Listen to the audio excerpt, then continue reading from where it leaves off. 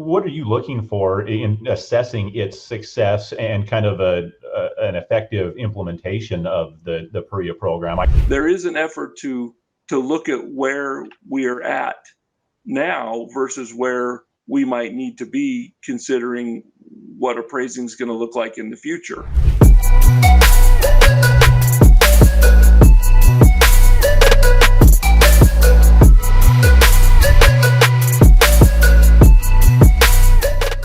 Talking to appraisal celebrity Shawn Telford, who serves on the Appraisal Qualifications Board with the Appraisal Foundation, is the Chief Valuation Officer for CoreLogic, and has a wealth of experience and understanding of the appraisal landscape. The topic, PAREA, what is it? How did it come to be? Is it going to be beneficial for our industry?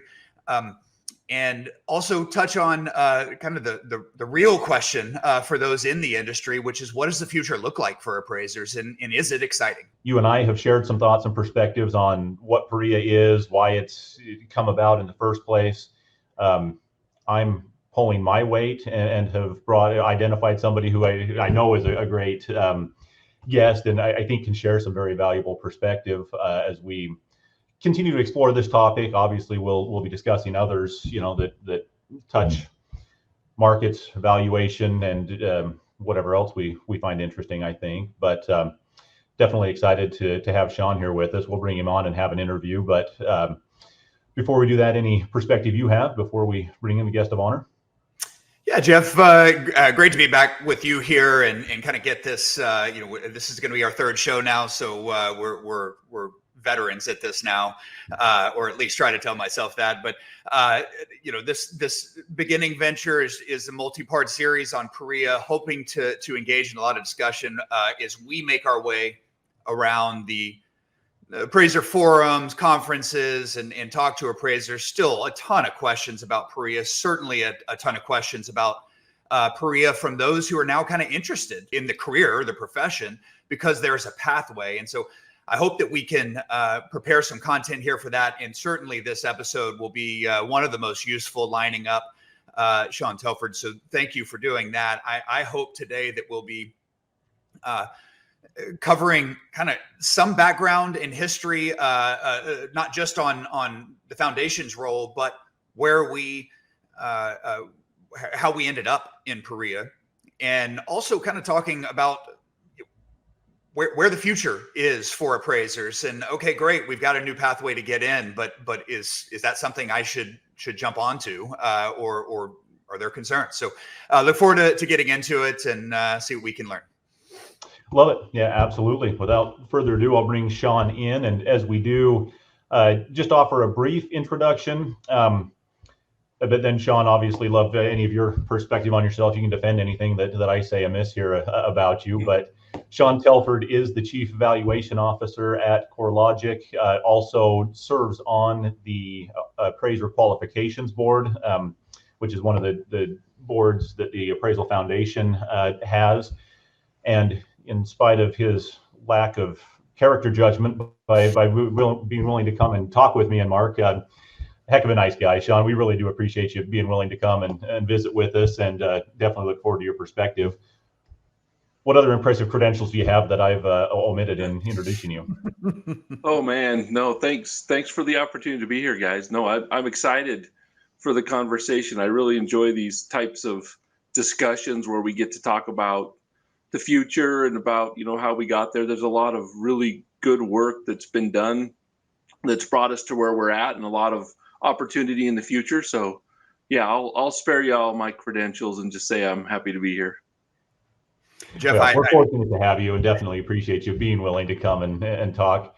I always hate being introduced at things. I mean, they try to make you sound better than you are. And just as a side note, my dad and his partner were talking years ago. They had attended somebody's funeral who they knew, but my dad's partner leaned over to him at one point and said, do you think anybody ever dies who isn't perfect, based on what's said about them at their funeral or whatnot? And it feels like you're made out to be better than you are when people are introducing you or whatnot. But you probably are one that could live up to that rigorous standard, Shawn. But we're grateful to have you here and chatting with us. So, Jeff, I was going to joke, I think a little in reality, that we are probably the world's smallest appraisal podcast in the moment here, but with the appraisal celebrity that Shawn brings on here, I think that's going to change really quick. So happy to have you here. Whatever I can do to help out, I'm happy to help. Awesome. Beautiful. Well, serving the industry for a really long time, Shawn, specifically in the foundation, how long have you been involved with the foundation? What roles have you served? And maybe those different boards that you served on, what position they play would be really helpful to start out. Sure. I was introduced to the work of the foundation probably maybe 12 years ago or so. I came to work at a technology company that focused on appraisal, and their chief attorney, their lead attorney, invited me to participate in some of the foundation meetings that are it's a council referred to as the Industry Advisory Council. And it's an opportunity for companies that are interested in supporting the industry and being involved in the future of the industry to meet together regularly a few times a year and interact with the independent boards of the foundation and the foundation itself. And so I was part of that council for many years, which was very enlightening. And I encourage anyone to get involved. I think anyone can attend those meetings as an observer, and they're very informative about the people that are focusing on improving the industry. And by being involved in that, I discovered the opportunity, I discovered the work of the boards. And I said, I'd love to participate in that. I have a strong desire to improve and be part of making appraising and the valuation world better. And so I put my name in the hat and was fortunate enough to be selected after going through the public interview process, which I didn't know what that was when I signed up. I was, what is public interview process? I didn't understand that. And then when you make it through the first phone round, you're sitting in front of a bunch of people. I'm like, oh my goodness, this is not what I expected. But it was a fun experience. But so I've had the opportunity to be on the Appraisal Standards Board for 1 year, and then been on the Appraisal Qualifications Board for 6 years, and I was reappointed for 2 more years, which will tap out the limit. You can serve on a board for up to 8 years, and so I'll have completed 8 years, and then I'll find something new to do, and others will have a chance. So it's been I've enjoyed the process immensely. I've learned a great deal. There are many good people who are trying with a lot of energy and resources to make the profession better, to meet the needs of stakeholders, to educate and improve. And while not everybody looks at the problem the same way, there are a lot of really good people who are trying to address all the concerns of the stakeholders in this industry. So it's a privilege to be part of that process. I love it. So with that experience, most of your time having been spent on the qualifications board, Shawn, would love any perspective you have on the evolution of PAREA, why it was deemed necessary, and kind of how it's evolved to the point that it is from your seat. When I joined when they asked me to move from the standards boards to the qualifications board, I believe there was already some preliminary exploratory work done around a PAREA type program, or a technological based process for gaining experience. There was a recognition, many years ago, that the singular approach that was available at that time of the supervisor trainee model was, what was effective and worked in many cases. However, it didn't always work for everybody. There weren't enough supervisors always, or challenges in finding supervisors in certain areas and situations. And so there was a recognition that we needed a method that wasn't as dependent on that process. So for many years, there was the foundation, the board, I should say, did exploratory work, sessions. I forget what they call them now, where we listened, reached out to the industry, to the various stakeholders for ways and opportunities to make other paths to entering the profession available. And the PAREA program, which is essentially just a way to gain the experience component of the criteria by using a technological basis. At the same time, we all have recognized that technology has significantly changed in the last 20 years. I mean, that's like the understatement of the year. I know. I mean, good job, Shawn. You recognize that.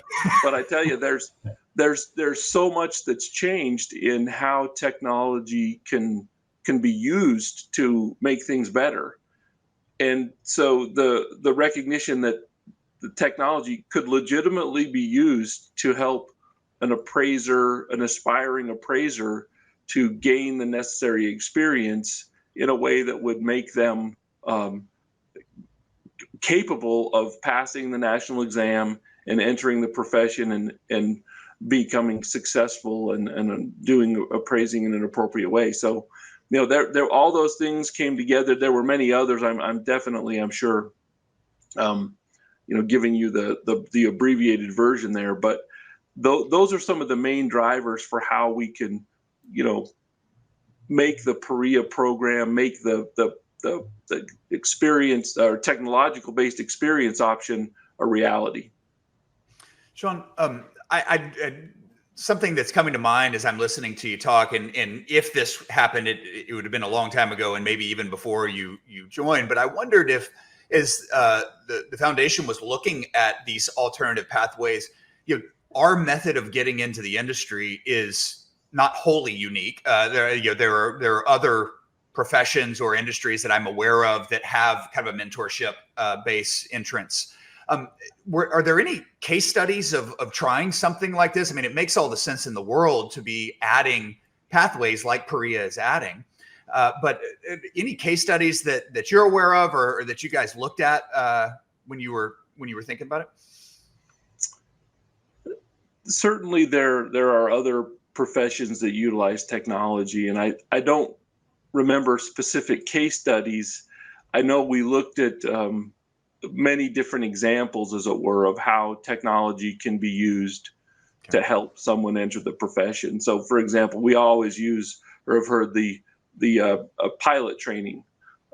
Simulators are utilized significantly in the training of a pilot, and that is a way to provide a broad array of experiences for the pilots that they would hopefully never encounter in their actual flight, but they're able to practice and react to those situations.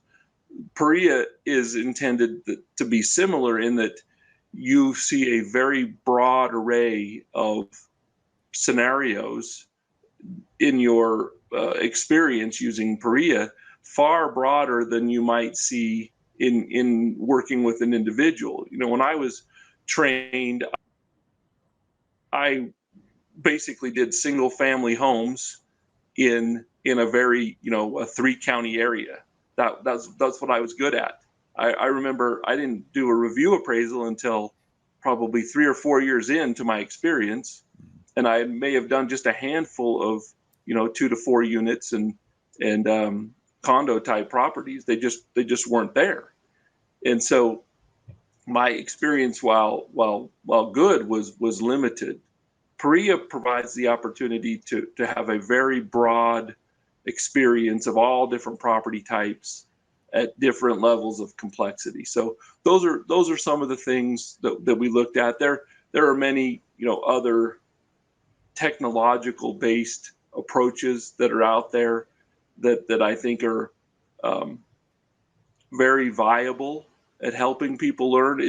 And so this is something that made sense to us as far as learning. And I think we all know that we'll learn from this process. And we're excited that we have providers now involved and we're seeing it. And that, to me, that's encouraging, because we'll see what we need to know and learn about how to make it even better than it is. Shawn, yeah, absolutely. What are you looking for in assessing its success and kind of an effective implementation of the PAREA program? I know that it's still kind of early days, but what's your perspective on where it's at today and how you assess it, whether it's working well or not? Yeah, like most things in life, it takes longer for things to get where you want to. My retirement account's taking a lot longer than I'd like to get to the number, and I think many things in life are that way. We've seen significant interest in PAREA since it was announced and since it became part of the criteria. The foundation has an area where people that are interested in taking advantage of this can register their interest. And I can't remember the last number, but there were thousands of people that had registered that they were interested in taking advantage of that program. And I know the program that's been approved out there with the Appraisal Institute, I know they have all that they can handle at the moment, and plenty more interest and plenty more people that have qualified themselves to move forward. So that's a significant indicator of the success of this. Ultimately, the responsibility of the board is to set the criteria for what you need to know and have to be an appraiser, sufficient that you'll have the public's trust. And so we're interested to ensure that as someone goes through that program, that they come out of it certainly with the ability to pass the national exam, which ensures that someone has the knowledge of what an appraiser should do and has enough experience that they can apply that in a job-based or reality-based exam that we have out there. So that's what we're looking for, and folks that will complete that, pass the exam, and be employable and be able to enter into the profession and begin to find their way and make a living. The criteria aren't about teaching you how to make a living in appraising. They're about teaching you how to do the appraising process appropriately, and then once you have that credential, you can go out into the world and find your way. Fantastic. So you have spoken a lot about PAREA kind of coming to be for the very clear reasons that it is technologically possible now, where it wasn't when these pathways were originally created 30, 40, 50, 60 years ago, whatever it was. One thing Jeff and I covered quite a bit from our perspective on our first episode was the difficulty of getting into it and finding mentorship, which is required. I know you have employed probably thousands or managed at least thousands of appraisers in your long career. And I wondered if you had any perspective or anecdotes on that difficulty of kind of trainees becoming appraisers and finding pathways to do it. In the traditional sense, Mark? Yeah. Yeah. I think there's a lot of folks out there that want to bring people into the profession or have in the past. And for various reasons, there's been challenges for how to do that. Whether it's that, enough volume that you're able to keep the individual busy as you bring them on. Whether it's that the people, the stakeholders or clients that you work with are supportive of that. In the past, there's been some challenges there, and there's been a tremendous amount of work and recognition by the industry to remove barriers that would prevent a trainee from doing work and getting the credit necessary. And so I think a lot of, mainly the challenges are around just the what's the word, logistical challenges, of the individuals inspecting, the time it takes. And, it can be, in some cases, it can be a labor of love, so to speak, to bring these individuals on. And then, of course, you hear the stories of folks concerned that if you bring someone on, you train them, you share your clients and your all your insights, and then a year or so after you train them, maybe they go off on their own, and it's a negative business impact. Now, I don't agree with that at all, but that you hear that, I think there's benefits to all by bringing people into the business. And so we've seen we've seen that process certainly work, and it is an effective approach, but it's also been challenging to ensure that we have a wide variety of individuals in the areas of the country that we need individuals, and in the expertise and places where we might need them. And as far as the looking to the future, if you're training with somebody who's been appraising for 20 years, they may or may not be experts in the current technology or the current capabilities of software and tools and things of that nature. And it's critical in the speed of which the world moves today with regard to technology. It's critical to understand how that technology works. That's another benefit that we saw from the PAREA side, is it's a vehicle where you can provide a broad, more in-depth exposure to the types of technology that are available, and ensure that the individuals that go through the program are aware and have some experience with how that technology or other tools might be utilized. And then, of course, once they enter the world of practicing, they can use those tools as they see fit. Awesome. Well, I definitely agree with that, Shawn. And as we were talking a little bit too, it's interesting to consider. The appraisal and even just the real estate industry tends to have cycles and swings. Things go up, things go down, and I've seen that impact people's willingness or ability to bring on a trainee. And it's unfortunate, but when people are really busy, they feel like they're too busy to slow down and train somebody, and so they're reluctant to bring on a trainee. And then when things are slow, they don't have enough work to keep themselves busy, and so then they're reluctant to bring on a trainee for lack of volume. And for whatever reason, it's really hard to find that happy medium where I've got enough work that I'm confident to bring on and work with a trainee. I'm not overloaded, but I've got enough that I can keep them happy. And so PAREA, I think, sets out to address some of the even just market influences that can be a factor there. One of the things that we talked a little bit about too, and I would love your perspective on, is right now we're in kind of this down swing or down cycle in the market.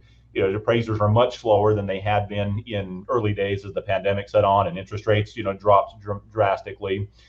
For those considering the profession and even those within it, what's your outlook or perspective on appraisal and valuation going forward? Is it a profession that you would recommend somebody get into? What do you see as potential upsides or downsides of for the plight of the appraiser going forward? Yeah, that's a broad question, Jeff. I love the question, though. I love the question. The profession, to me, appraising to me is an extremely valuable component of our lending ecosystem, of our risk management ecosystem. It's extremely broad. I think sometimes we, at least from my perspective, being a residential appraiser, that I often too narrowly think about the opportunities in the future. Appraising is extraordinarily broad and useful in many different facets of how we live our everyday lives. And I think we've probably undersold it as an industry over the last many years.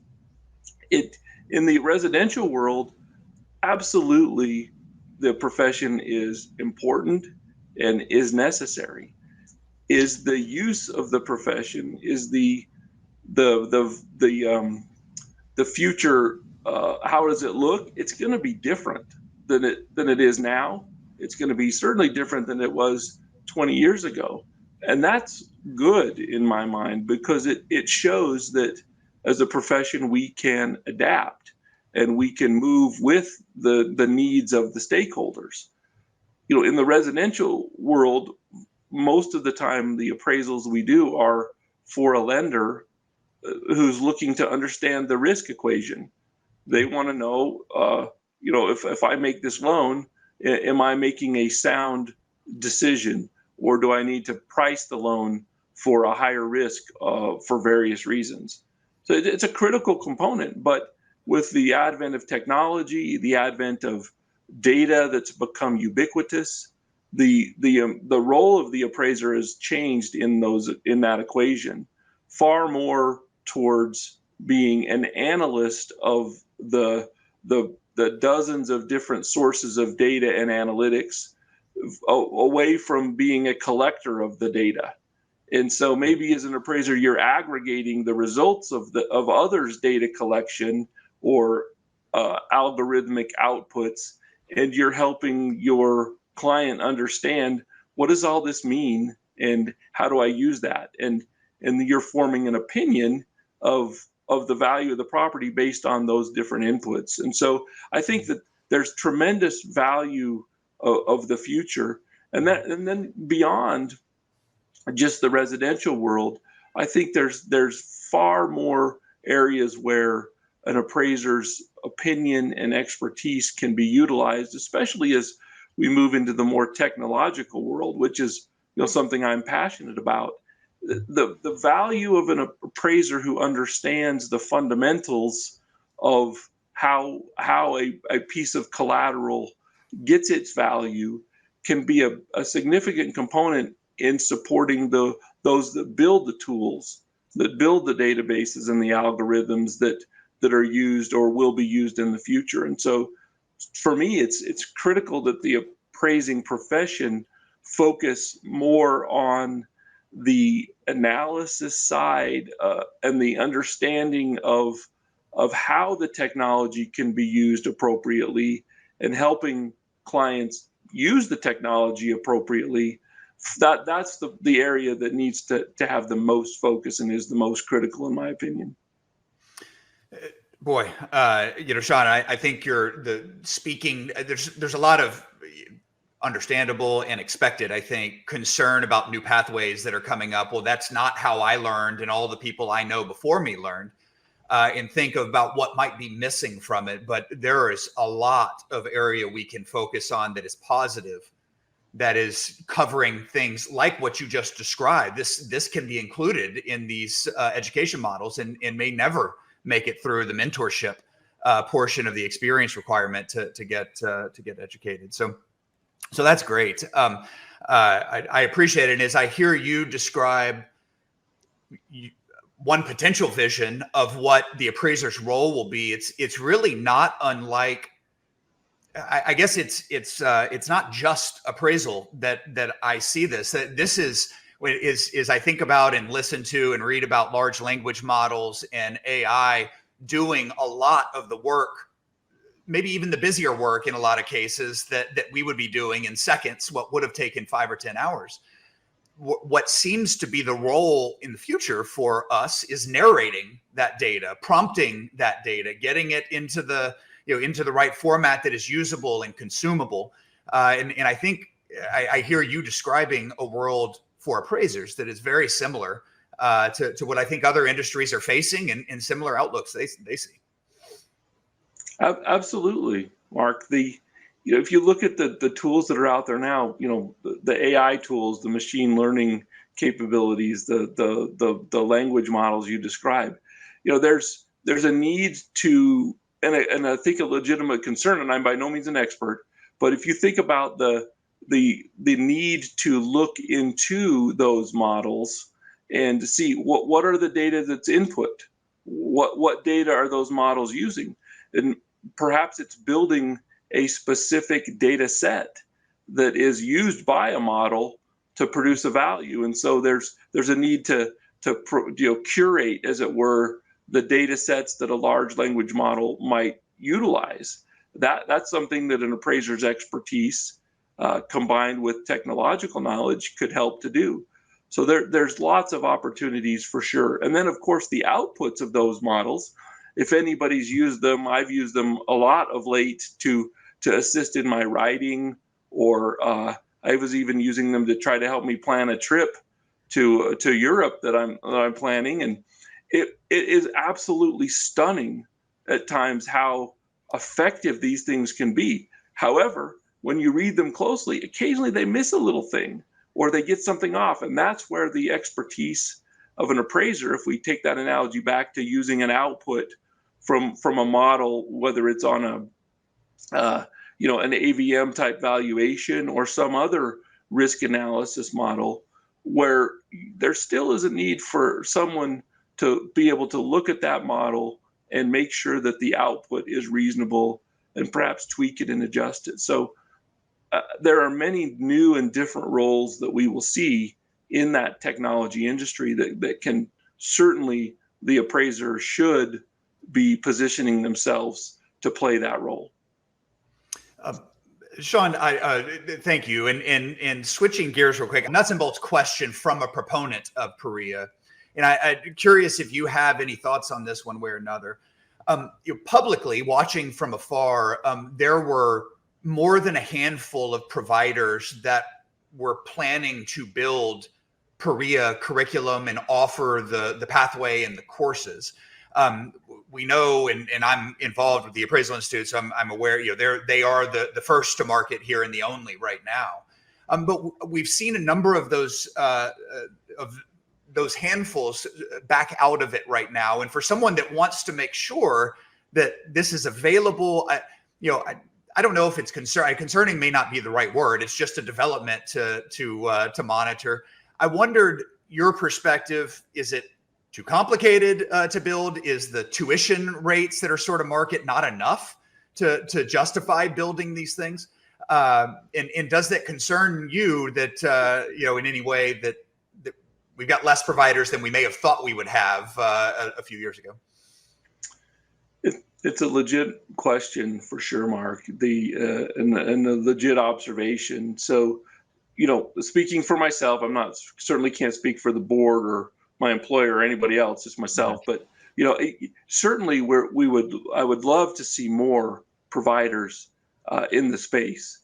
And while we know there's one, the institute that's brought it to market and is going forward on it, there are others who are working on it who publicly have not announced themselves. That as the board, we part of what we offer potential providers is to consult with them and help them as they design and build their process to make sure that the output is going to be in compliance with the criteria. So we're doing a significant amount of that, and certainly I would love to see those providers that have said they would follow through on that. It's an interesting time in the market. I mean, let's just cut down to the brass tacks, as they say. It's as slow as it's been in a long time, right? Mm-hmm. There's a lot of concern over what does the volume look like over the next 3-5 years, and we just saw the Fed's meetings of this week indicating the Fed's likely going to be comfortable with high rates for a long time, and that's certainly not going to help the mortgage rates and drive the business there. So there's definitely concern there. At the same time, I think the future of appraising with the modernization efforts and the new and different ways that the GSEs, Fannie and Freddie, are assessing collateral risk, I think there's concern. Some people might say, well, is the volume of work in the future going to be different? Yes, it's going to be different. I think there's going to be plenty of work and volume to go around, so to speak. I don't, as far as, what can we do or what would I like to see? Certainly, I'd like to see more people enter the fray, as it were, for the PAREA providers. And I think we will still see another couple of folks come to market with an offering, and we'll learn a lot from that. I think this first cohort of the Institute's process will also teach us a lot about how that works. I also know there's a lot of efforts underway. I believe the Appraisal Diversity Initiative, that's a joint venture with the GSEs and others, the institutes involved with that for sure, and some others who I can't remember their names to give them credit, but they're looking at scholarships that would provide, both the preliminary education as well as the PAREA training scholarship as well. And so, I think there's ways we'll see that work and come to fruition. But while the realities of the marketplace do concern me, it doesn't change my confidence that these solutions will work and will come to market and will produce the results we're hoping for. Awesome. Mark, you've got another question? We got Shawn in cross-examination here, so we may as well keep firing. Yeah, Hey, right. I love the questions. I have as much time as y'all need. I'm happy to keep talking about these things. They're important. Awesome. Jeff, I do have another question. If so I hear a lot, I trying to understand. So you had touched on this, that, we are not necessarily teaching people how to be in the business of appraisal, understandably.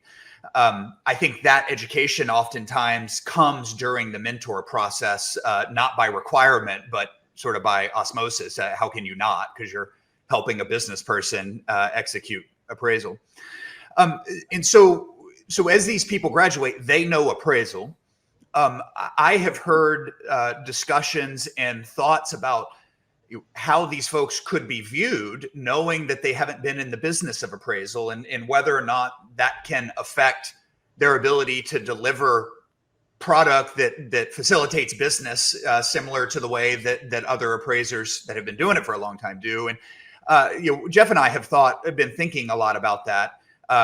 Is in our company, we'd love to employ graduates of PAREA and think we can provide a beneficial education there once the license is obtained. But we certainly, in large firms, won't be able to hire all of those folks. So yeah, long setup there, Shawn. But just wondering how you would think about that. You worked at a large AMC for a long time.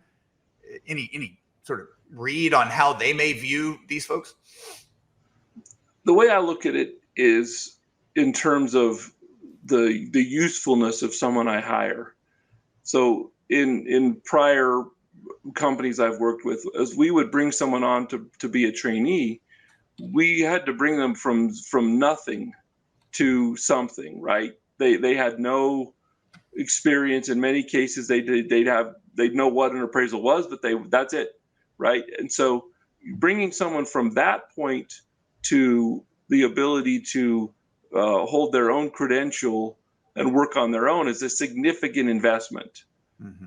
If someone were to come to me, and I think you guys would probably look at the same way, and they had done a PAREA program successfully, had passed they had their licensed credential, they're far more useful to me as an employer than someone that I need to bring from nothing to something.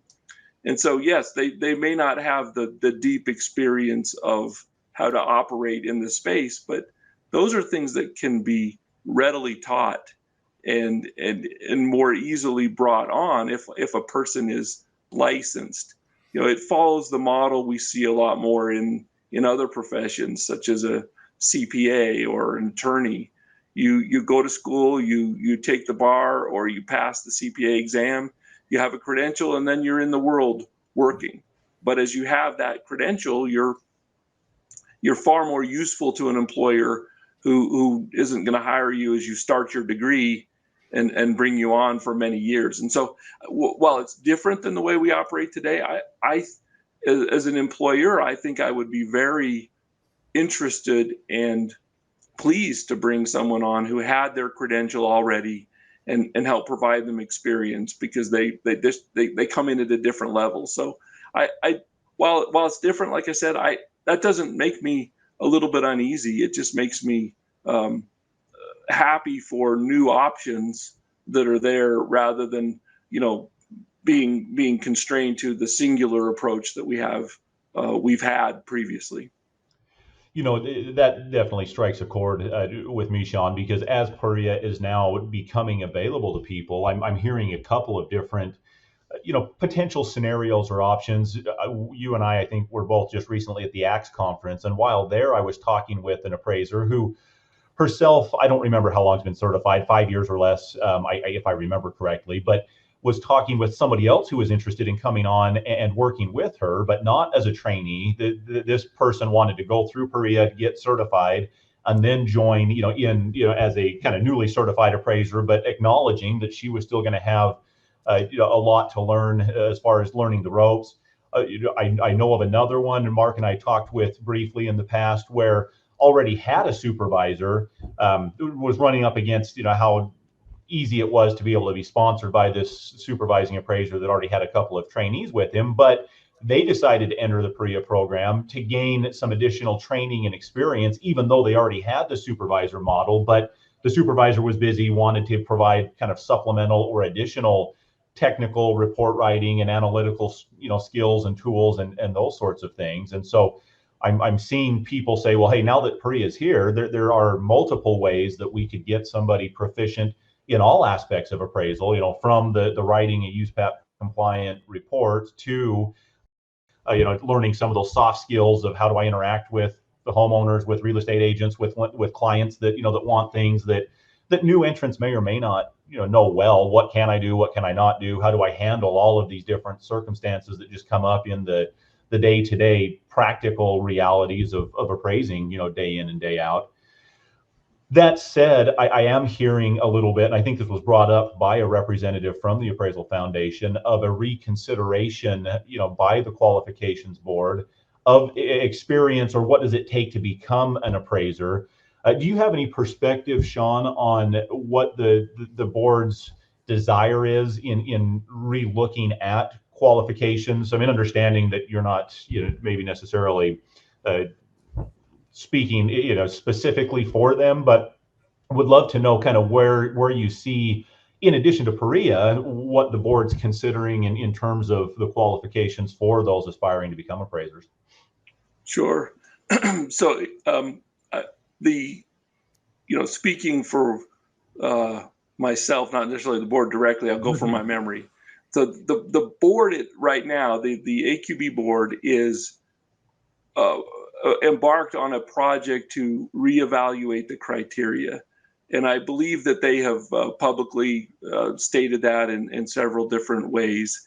And it's a way to look at what the criteria are. There's many different components to the criteria. There's education requirements, there's college education requirements, there's experience requirements, all kinds of different components of that. And so there is an effort to look at where we're at now versus where we might need to be, considering what appraising is going to look like in the future.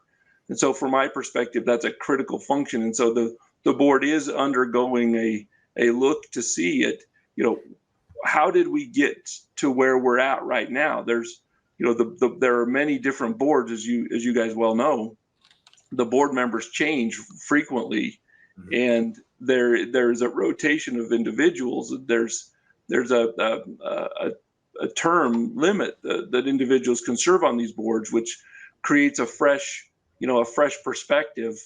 And so there's definitely a desire to ensure that the criteria are appropriate, that they do what they're supposed to do in protecting the public trust, that there's no unnecessary burdens or things that need to be done as part of that process that aren't reasonable. And so there's an effort underway to reevaluate that. And I'm excited to see what comes out of that effort, because we all know things change, right? I mean, there's value. We know there's value in education and experience.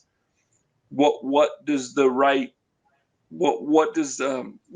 look like? What are the qualifications, and how do we approach that?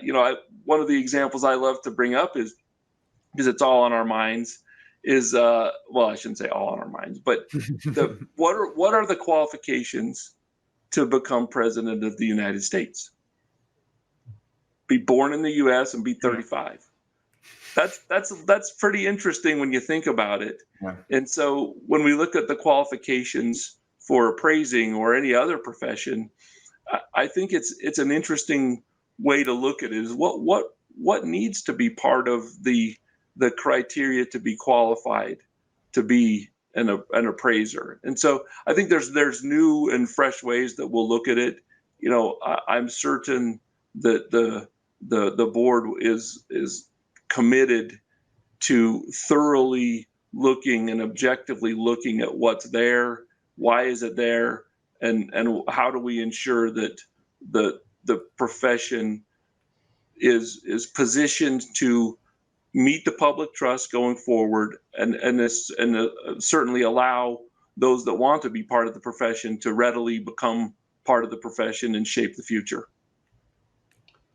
Absolutely. Shawn, as you mentioned that, from my seat on our state appraiser licensing board, we just recently went through, I think at the request of the foundation, I think the ASC has actually been involved with this a little bit as well, but there was a request to reevaluate state requirements for licensing and certification that exceed what the national minimum is that is put forward by the qualifications board. And so, that led to, I think, a positive discussion around what within our state that's evolved over time. Just like you say, people come on and off of boards. There are new perspectives on what's needed. And certainly the industry is at different places as technology evolves and demand for services evolves, and the way that the reports are communicated, a little bit has changed with some of the lender form requirements and stuff. But it led to kind of a similar conversation, I think, that the qualifications board is getting ready to embark on. I believe, asking for public input and comment, as well as, their own internal deliberations and discussion. But, we've gone through that too. I think it's a healthy process to say what's needed. Fortunately for us, politics is not a passion, and this is not a political discussion. It's funny to hear you remind us of what the requirements are to become the president of the United States. I hear more discussion around, well, shouldn't we have like an upper limit on this thing at some point, given the current candidates that are out there. But it's healthy, I think, to reevaluate what's really needed to promote and protect the public's trust in the appraisal profession, in a way that when people get an appraisal done, they can have confidence that it's done competently and, without bias and meets a certain level of, professional standards. And some of the things that we think might be necessary for that probably aren't, or are less necessary than we think. So I'll be watching with interest as to what comes out of the AQB's discussions there. Yeah, it's an exciting time. The industry is certainly experiencing a lot of reflection. Some of the major stakeholders, we talked about this in our prep work. The GSEs are major stakeholders in the output of residential appraising, and they've been giving the industry a lot of feedback over the last 5 years as they've dug into that UAD data. And the feedback they're giving is not their anecdotal opinion, it's data-based fact. And they're pointing out to the appraisal industry, especially the residential side, some of the things that they consider shortcomings, and they're asking us as an industry to improve. And so those to me are critical things to pay attention to as we shape the future and listen to the feedback of those large stakeholders. Things are going to be different. It's exciting to me because change is all about opportunity. And I know many people, it's trite to say that some people don't like change, but the reality is that the changes we're going to see over the next 5 or 10 years are going to be significant. And I'm a fan of embracing involvement in shaping the future. And I think that the appraisal profession has a very unique opportunity to shape itself into meeting the future needs of what the stakeholders will need in 5, 10, 20 years.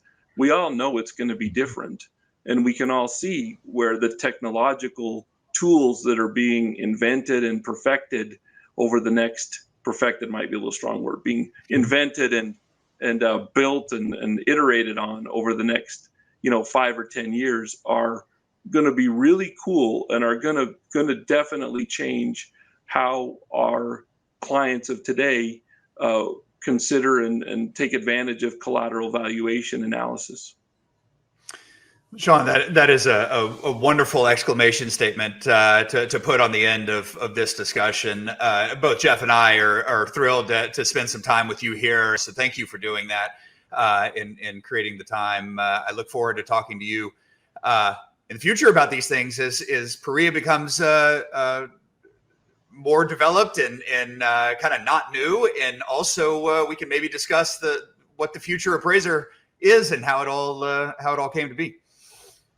Absolutely. Appreciate the opportunity to talk about these things, and appreciate you guys driving the discussion forward and being leaders. I appreciate that. Thank you. Wonderful. Well, Shawn, yes, I just wanted to thank you as well for being here. There's a lot of opinion. There's a lot of change and evolution. And as we close out, it's not just appraisal, it's not just valuation that's having technology touch it in meaningful ways and evolve the way that things are done. I see it in so many different areas, and my perspective I think mirrors yours, that we may as well embrace it and move forward with it, because the technology's here. And as I follow artificial intelligence development and evolutions, things are changing at such a rapid rate that it's hard to keep up with it. But I don't see a winning formula being, I just want to do what I did the way I did it 30 years ago. It doesn't mean that we should abandon standards and practices that are tried and true, but it also it means that we're not, in my mind, we're not the only ones that are being touched by and having to evolve with the times. I think many service providers out there are, regardless of the industry or profession. But with that, a big thank you, Shawn, Mark. Great to get together and talk again. We'll go ahead and close things out and look forward to talking next time.